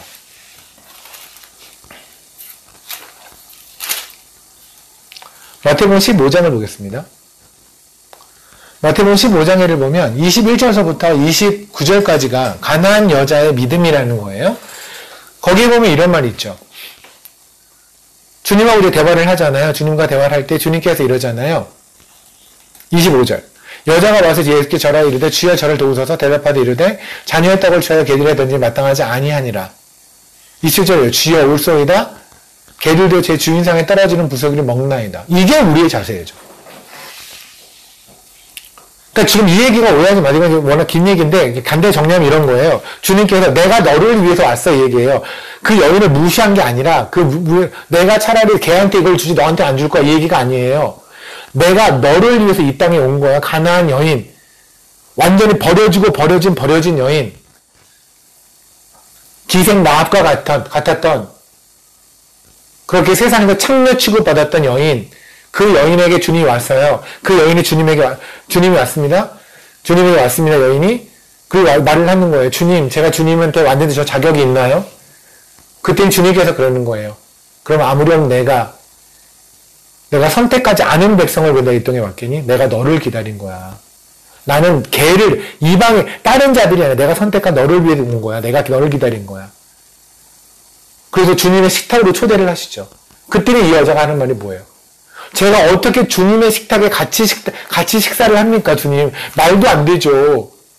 어떻게 그래요? 말도 안 돼. 어떻게 제가 주님하고 같이 식사를 해요? 말 안 돼요, 주님. 그럴 수 없어요. 그죠? 그리고 하는 말이 바로 뭐예요?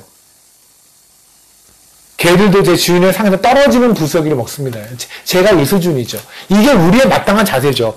주님께서 우리의 의의 옷을 입혀주신다고 하면 제가 어떻게 주님의 의의 옷을 입어요? 말이 안 되죠. 제가 어떻게 주님과 같은 식탁에서 밥을 먹어요?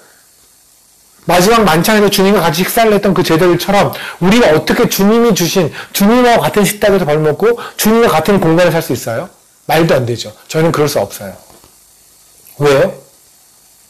마땅히 주님은 우리에게 하나님께서 받았던 모든 그런 불공정한 대우들, 치욕스러운 대우들을 생각했을 때 우리는 도저히 하나님에게 이런 대우를 받을 수 없어요. 하나님이 공의로우시다면. 맞죠? 그럼에도 불구하고 우리는 뭐를 아냐면 하나님은 공의로우심을 알아요. 왠지 아십니까?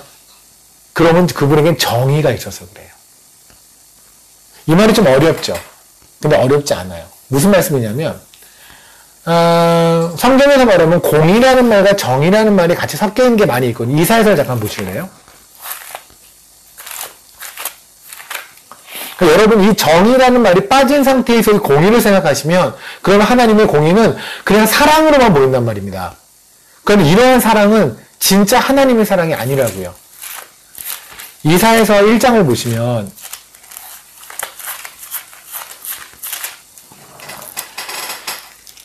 27절을 볼게요. 시온은 정의로 구속함을 받고 돌아오는 자들은 공의로 구속함을 받는 자. 이게 무슨 말이에요? 말 되게 멋있는데 무슨 말인지 모르겠잖아요. 그죠?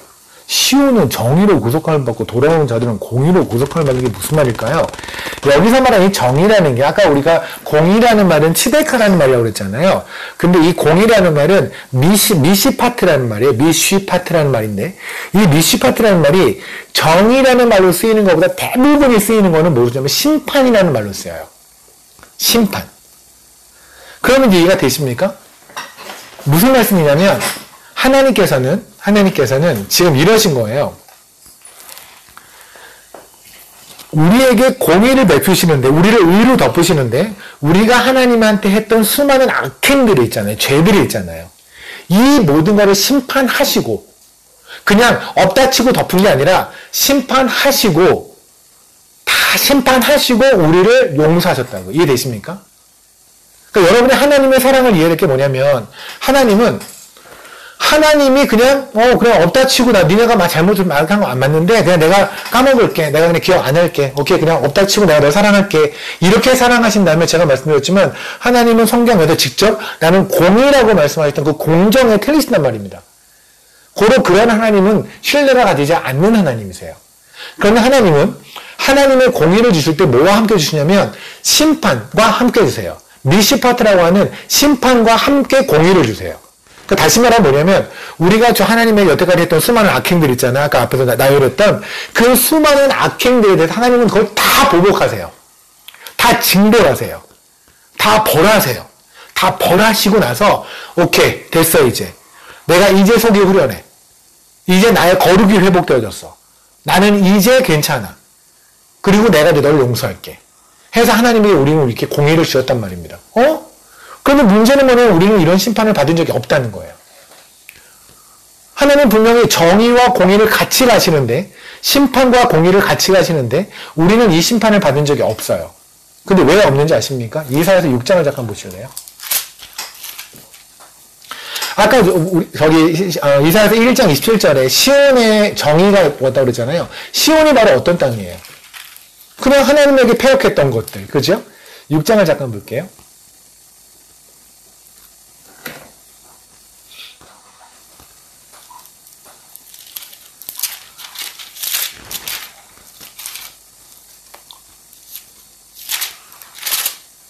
다시 1장을 보겠습니다. 1장 다시 볼게요. 1장을 다시 보시면 27절 시온은 정의로 구속함을 받고 그 돌아온 자들은 공의로 구속함을 받으지라. 거기서 시온이 바로 한 게 뭔데요?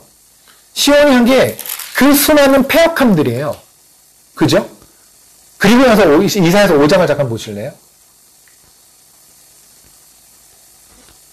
이사야서 5장을 보시면 무릇 만군의 여호와의 포도원은 이스라엘 족속이요 그가 기뻐하시는 나무는 유다의 사람들이라.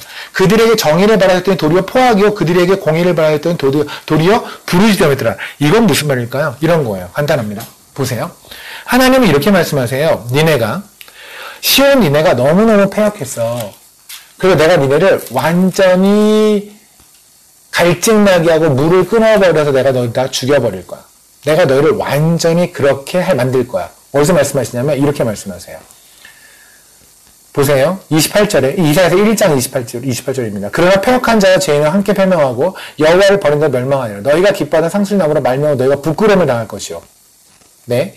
30절 너희는 잎사귀 마른 상술나무 같은 것이요 물 없는 동상 같으리니. 무슨 말일까요? 이런 거예요. 하나님이 우리에게 받았던 모든 것을 다 되갚으시기 위해서 우리를 마른 상수리 나무처럼 완전히 물을 없애버리게 하겠다고요. 그죠? 그리고 우리가 하나님을 부끄러워하게 한 것처럼 우리를 부끄럽게 만들겠다고요. 그러니까 우리가 하나님한테 했던 모든 것을 응당히 다 지불하시겠다고, 심판하시겠다고요. 근데 이 심판을 누가 당한 줄 아십니까? 마른 상수리 나무에 물이 끊어진 것 같이, 그래서 마른 상수리 나무가 된 것처럼 물이 끊어져 버리신 분이 한 분이 계시죠. 그래서 내가 목이 마르다라고 하신 분이 있죠. 우리가 당해야 되는 수치와 치욕을 벌거벗고 그 채찍을 받고 침뱉음을 받음으로써 모든 수치를 감당하신 분이 한 분 계시죠. 하나님은 하나님의 모든 진노를, 우리가 하나님한테 든 모든 진노를 우리한테 쏟지 않으시고 예수한테 쏟았다고요. 심판을 다 하셨다고요. 그래서 십자가에서 예수님이 그러신 거예요. 아버지라고 말씀 안 하고 평생을 태초부터 언제나 아버지였던 그 아버지를 십자가에서 하나님 왜 나를 버리시나이까? 라고 하잖아요. 그 모든 심판을 아들에게 쏟아부었어요. 예수님에게. 그 심판을 쏟아 부어서 우리에게 주어진 게 공의의 옷이라고요. 의로운 옷이라고. 이해되십니까? 이게 바로 하나님께서 말씀하시는 정의와 공의예요. 그래서 우리가 오늘 찬양에서 그런 얘기 했잖아요. 예수 하나님의 공의라고요. 하나님의 공의는 예수에서 찾는 거라고요. 하나님의 공의는 여러분의 아파트 크기로 찾는 것이 아니라, 누가 잘 살고 못 살고 찾는 것이 아니라, 하나님이 마땅히 풀어야 되는 모든 진노를 다 쏟아 부으신 예수. 그걸 모두 다 받으신 예수. 그럼으로써 우리에게 온 의롭다고 하는 의로움. 그래서 우리가 공의로움, 우리가 의로워진 것. 그래서 하나님을 예배하는 예배자가 된 것. 이게 바로 하나님의 공의란 말입니다. 그런데 아까 제가 이사야서 5장을 잠깐 봤잖아요. 5장에서 우리는 반응은 어떤가요? 그럼 우리는 어떻게 해야 돼요? 이런 식의 반응을 했다면 하나님의 정의를 받았어요. 아까 그랬잖아요. 시온의 정의가 왔어요. 시온에 다 망가져야 되는 시온에 심판이 내렸어요. 그 심판이 내렸기 때문에 돌아오는 자들은 공의의 옷을 입는다가 바로 이사야서 1장 27절의 말씀이잖아요. 시온은 정의로 구속함을 받고 돌아오는 자들은 공의로 구속함을 받는다고요.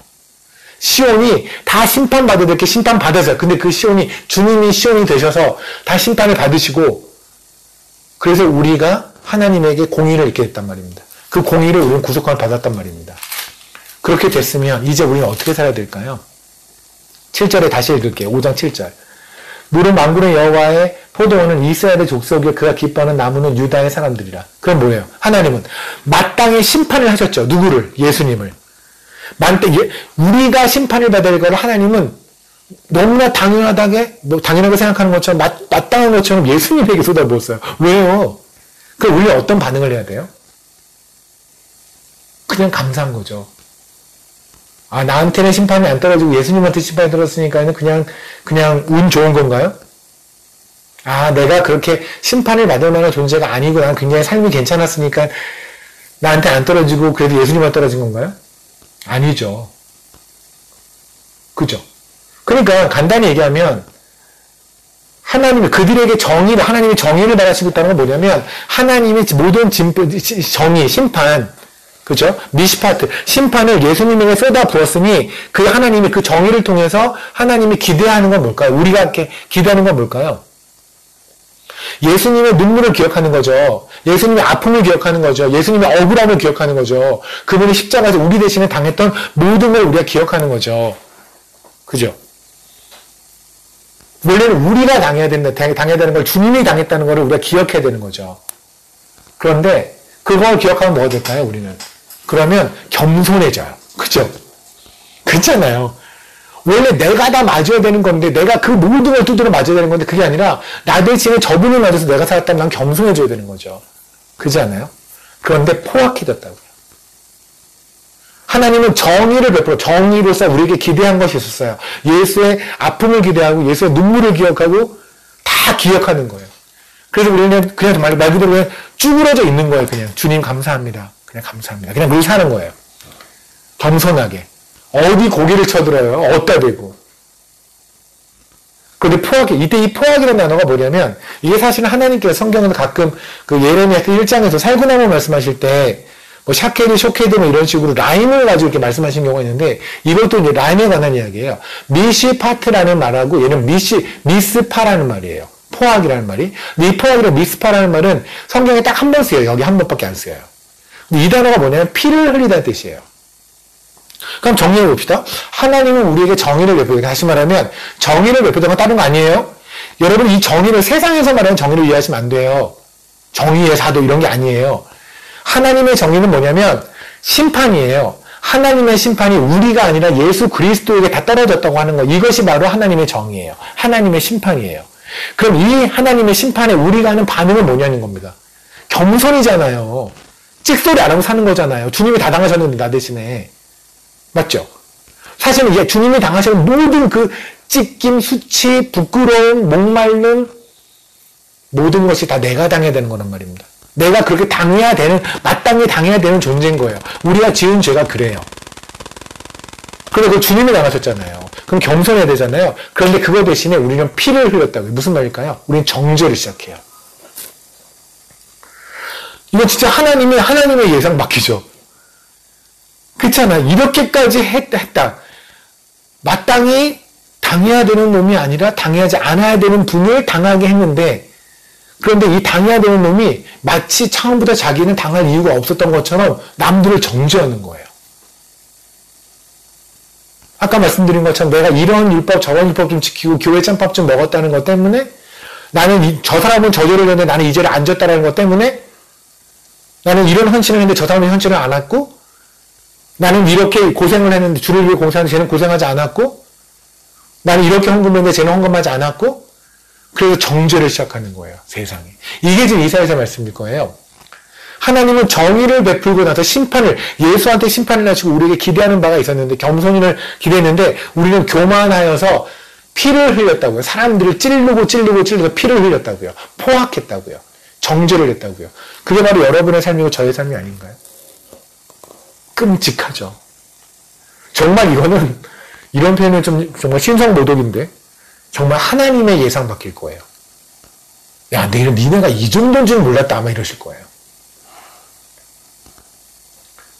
여러분 처음에 십자가를 만났을 때 기억나시나요? 십자가도 주님이 모든 피와 물을 흘리시고 죽으셨다? 그 수치를 당하시고 주님이 죽으셨다? 하늘의 하나님이 이 땅에서 벌거벗고 죽으셨대요.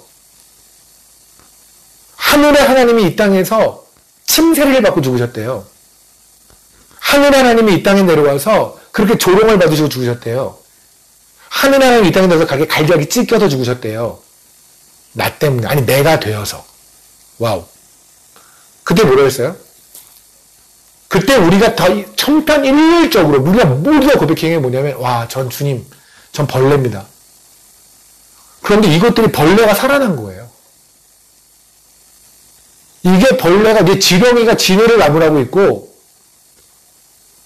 빈대가 바퀴벌레를 나무라고 있고, 벌레가 벌레를 나무라고 있는 거예요, 지금. 쥐나가 배설물이네요. 근데 배설물이라는 것들이 내 똥이 네 똥보다 조금 냄새가 향기로워 이러고 있는 거예요. 이게 무슨 짓이에요 도대체? 이게 현재 우리한테 일어나고 있는 일이에요. 이게 하나님의 세상에 내가 모든 심판을 내 아들한테 퍼붓고 나서 니네를 봤더니 니네는 니네끼리 정죄하고 있더라. 포악하더라. 이게 이사야서의 말씀이에요. 그 다음에 뭐라고 그러세요? 그들에게 공의를 바라셨더니 도리어 부르짖었더라. 무슨 말씀일까요? 보세요. 모든 심판이 하나님의 예수에 떨어졌습니다. 그리고 이제 우리가 공의를 입었죠. 그래서 하나님은 공의로우신 거예요. 제가 말씀드렸지만 심판이 예수 그리스도에 떨어지지 않았다면 하나님은 공의롭지 않다니까요. 그건 불공정하세요. 그러한 하나님의 그런 사랑은 사랑이 아니에요. 그런데 하나님이 내셔야 하는 모든 진노를 끌어모아서 예수 그리스도 위에 심판을 내리심으로 우리에게 의령을 입으셨다고요. 이게 하나님의 공의예요. 그래서 하나님은 이 공의를 하심으로 우리를 바라보시죠. 그럼 우리는 뭐를 해야 돼요? 그렇게 함으로 우리가 의로워졌으면 우리는 평생 감사죠. 그렇지 않나요? 평생 감사인데 여기서 이것도 이제 라임이에요. 아까 말씀드렸잖아요. 정의, 포악이라는 게 미시파트라는 말과 미스파라는 말의 라임을 가지고 말씀하신 것처럼 이것도 공인한 말 아까 치데카라고 그랬잖아요. 근데 하나님은 또 한 번에 또 라임을 사용하세요. 이 라임이 뭐냐면 치아카라는 말이에요. 그러니까 치데카, 치아카. 미시파트, 미시파. 이런 식으로. 어쨌든 치데카라는 게 공인데요. 치아카라는 말은 뭐냐면 여기 나왔잖아요. 부르짖음. 이게 부르짖음이 뭐냐면 창세기 나온 것처럼 막 부르짖는 거, cry out, 막 부르짖는 거. 이거 주세요, 저거 주세요, 부르짖는 거, 울부짖는 거. 그러니까 하나님은 그 공의를 주시고 공의의 옷을 우리에게 입혀주시고 나서 이제 우리에게 기다리는 게 뭘까요? 감사합니다예요. 평생 감사의 찬양이에요. 우리가 입을 열면 우리가 할 수 있는 건 감사합니다, 감사합니다. 하나님은 찬양합니다 밖에 없는데 그런데 또 하나님도 예상하지 못한 우리의 또 창의로운 행동이 나온 거예요. 뭐예요? 왜 이걸 안 주세요?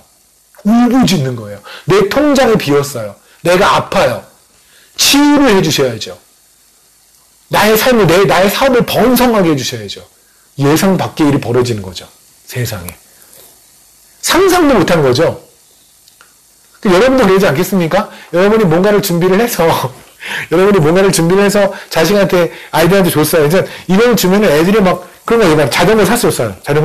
애한테가, 엄마 뭐 짱, 아빠 짱, 뭐 이래야 되는데, 애가 와가지고, 아빠 그 안장은 가죽으로 좀 이거 악어 가죽으로 바꿔줘야겠다. 이러면 안 되겠다. 이러면 모든 분위기가 사라지잖아요. 예상하지 못한 이상한, 이렇게 분위기가 벌어지는 거잖아요. 그렇죠? 똑같아요. 하나님은 이렇게까지 해서 우리의 공의의 옷을 입혀주시고 나서 이제 우리를 예배자로 만드신 다음에 우리가 감사의 예배를 드리지 않는데 이것들이 예배자라는 모습 예배당에 와서 적당한 예배의 형식을 마친 다음에 그 다음에 하나님에게 하나님 제가 이렇게 예배를 드렸고 이렇게 헌금을 드렸으니 저에게 이거를 주십시오라고 하는 거예요. 봉투 열렸네 이러고 있는 거예요. 돈 주세요. 이게 바로 부르짖는 거예요. 그러니까 하나님을 얘네들은 정의를 베풀고 나서 내가 기대한 게 있는데 겸손을 기대했더니 심판을 베풀고 내가 겸손을 기대했더니 얘들은 포악을 나에게 보여주고 정죄를 보여주고 내가 공의를 베풀고 의의 옷을 입혀주고 나는 얘네들이 감사의 예배를 드리고 찬양의 예배를 드릴 줄 알았더니 나에게 또 다른 거를 달라는 요구, 강구만 있는 오늘도 배고프고 내일도 배고플 거니까 빨리 나의 뱃속을 채워주십시오밖에 하지 않는 내가 얘네들 어떻게 살아야 되겠니? 내 니들하고 어떻게 살겠니? 이게 지금 하나님의 말씀이에요. 어떻게 할까요? 창세기 18장 말씀 보고 말씀 마치겠습니다.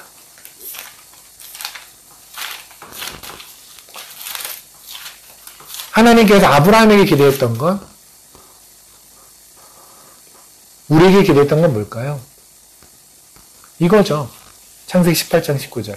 내가 그로 그 자식과 건석에 명령하여 여호와의 도를 지켜 의와 공도를 행하여 이때 의와 공도가 바로 뭐냐면 그를 택하였나니 이는 나 여호와가 아브라함에게 대하여 말한 일을 이루려 함이라.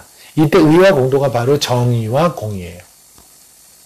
하나님께서 아브라함에게 바란 게 뭔지 아십니까? 정의와 공의예요. 여러분 정의와 공의를 오해하지 마세요. 정의로운 삶, 공평한 삶. 나는 빵을 똑같이 나눠줘야 돼. 자식한테 똑같은 밥을 줘야 돼. 누구 하나 똑같이 사랑해야 돼. 하나님 말씀하시는 그런 공의와 정의는 그게 아니에요. 아까 말씀드렸던 뭐요? 하나님의 심판이 모두 다 예수에게 떨어졌다는 게 정의라고 말씀드렸잖아요. 그 심판이 떨어진 거에 대해서 그걸 기억하며 그냥 찍소리 말고 겸손하게 사는 것. 그 심판을 받아야 되는 게 나였다는 걸 기억하고 내가 눈앞에 아무리 내 눈앞에 잘못된 삶을 사는 사람이 있어져도 그 사람과 내가 1도 차이가 없음을 지령이와 진해의 차이점인 걸 작은 똥과 큰 똥의 차이점이라는 걸 기억하고 겸손하게 사는 것. 그게 정의로운 삶이에요.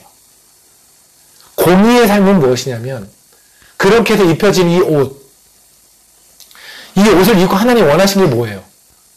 혼인잔치에 그 예복을 입고 들어오라고 그랬잖아요. 그 혼인잔치에 들어와서 뭐 하는 거예요? 이 친구들은 예배 드리는 거죠. 아버지가 왜 탕자가 들어왔을 때 좋은 옷을 입혔을까요? 이제 아버지에게 감사하고 아버지를 사랑하고 아버지를 예배하고 살라고요. 그래서 우리는 의의 옷을 입은 거예요. 계시록 보세요. 의의 옷을 입은 사람들 뭐예요? 하나님에게 거룩 그러면 하나님을 찬양하잖아요. 그 의의 옷을 입은 자들이 마땅히 해야 되는 감사의 삶을 살라고요. 찬양의 삶을 살라고요. 그냥 예배의 삶을 살라고요. 예배는요. 하나님에게 감사합니다 하는 것이 예배예요. 예배는요. 하나님께 주세요 하는 것이 예배가 아니에요. 아까 그랬잖아요. 다 받은 자가 예수님께서 자신의 살 다 벗겨서 창세기 3장에 나온 가죽옷을 주셔서 최초의 희생제물이 주었던 가죽옷처럼 주님이 자기 옷 다 뜯어서 살까지 뜯어서 우리에게 입혀주게 그 의의 옷이란 말입니다. 그걸 입고 살았으니 이제 우리는 감사합니다. 정말 감사합니다. 저의 통장의 사정과 상관없이 저의 건강의 사정과 상관없이 저는 오늘도 하나님을 찬양하기에 가장 적합한 날이 오늘입니다. 오늘은 너무 하나님을 찬양하기 좋은 날이에요. 왜? 하나님이 저에게 이 의의 옷을 입혀주셨잖아요. 그렇게 하나님을 예배하고 찬양하라고 옷 입혀줬더니 이것들이 교회 예배당에 앉아서 맨 적당한 형식을 갖추고 하나님 돈 주세요 이거 모자 저거 모자라요. 11조를 내면은 곳간에 뭐가 채워준다는 헛소리를 하고 있고 기도를 어떻게 방언으로 기도하면 하나님이 기도를 들어주신다고. 몇 시부터 몇 시 사이에 기도, 그런 것도 아세요? 몇 시부터 몇 시 사이에 기도하면 그렇게 영빨이 때문에요. 새벽 4시 반서부터 4시 45분까지인가? 한번 해보세요. 4시 반부터 4시 45분까지인가? 그때 그냥 영빨 있는 시간이래요. 그때 기도하면 그렇게 하나님이 잘 귀를 기울여 주신대요. 이런 말 같지도 않은 이야기를 하는 거예요. 우리 기도할 때 뭐 하는 거예요? 이런 거 있잖아요. 너무나 많은 일들이 있어요. 왜 없겠어요? 저도 많아요. 저도 얼마나 많은 하나님께 할 얘기 많아요. 저도. 제가 다음 주에 엔터페를 가잖아요. 그리고 그 다음 주에 은발레라는 건데 은발레가 우간다 조금 못 미쳐서요. 여기서 저도 이번에 버스 타고 왔는데 버스 타고 9시간 정도를 가야 돼요. 근데 케냐 버스가 9시간 정도 가는 동안에 딱 한 번 서거든요. 중간에. 화장실을 한 번을 보내주고 그 중간 그 외에는 절대 안 서요. 그러니까 정말 물도 못 마셔요. 왜냐면 물을 마시면 화장실 가고 싶은데 저 때문에 절대 안 서주거든요. 그래서 제가 오죽하면 예전에 마살라니를 다닐 때는 지금 마살라니 그때 버스 타고 많이 다녔는데 그때는 물을 못 마시는데 마살라니 가면 한 14시간을 가거든요. 적게 가면. 그때 지금은 이제 도로가 빠져서 많이 괜찮았는데 그 당시에는 14시간 버스를 타고 가면은요 중간에 한 번 또는 두 번을 서요. 한 번 또는 두 번. 그러니까 7시간에 한 번 섰을 때 화장실 빨리 갔다 와야 되는데 그게 뭐야? 물을 못 마시는 거예요. 그러니까 거의 10시간 넘게 물을 못 마셔요. 언제 화장실 갈지 가고 싶을지 모르니까. 그거를 몇 번을 반복하니까요. 목에 도착하고 나면 이게 몸에서 독이 막 나오더라고요. 이게 무슨 염증 같은 걸로 막 나오더라고요. 전 몰랐는데 그게 그런 거래요. 독소를 물로해서 몸에서 배출을 시키지 않으면 이게 몸 피부로 나온대요. 독소가. 또 이번에 은발을 또 가야 돼요. 나이 저도 53이에요. 몸도 안 좋아요. 또 가야 되잖아요.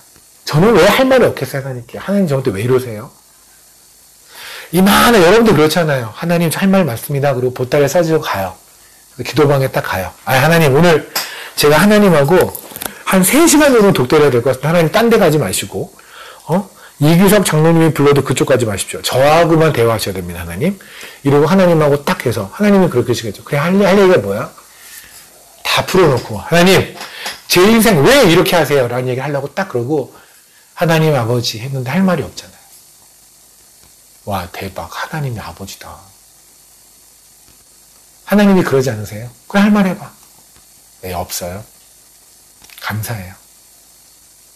이게 뭔데요? 이게 공의의 옷을, 하나님의 공의가 입혀진 자들의 기도가 아닙니다. 이게 하나님이 원하시는 기도가 아닐까요? 새벽에 사람들이 모여서 이것 달라 저것 달라 이렇게 기도할 때 저 한편에 앉아서 하나님, 저 같은 게 하나님의 예배당에 와서 예배를 드리네요. 하나님이 그러실 거예요. 김 집사 뭐 할 말 있으면 해봐. 신 목사 할 말 있으면 해봐. 요새 목도 안 좋다며. 할 말 있으면 해봐. 아니, 하나님 전 괜찮아요. 근데 누가 아직도 하나님을 몰랐고 누가 아직 하나님을 떠난 것 같고 하나님 그들을 좀 봐주세요. 저는 괜찮습니다. 이렇게 기도하는 우리들 아닌가요? 왜? 우리는 공의를 알고 공의를 입은 자들이니까. 이게 하나님께서 아브라함에게 말씀하신 거예요. 네가 의와 공도의 삶을 살아라. 네가 정의와 공의의 삶을 살아라. 정의와 공의의 삶을 오해하지 마십시오.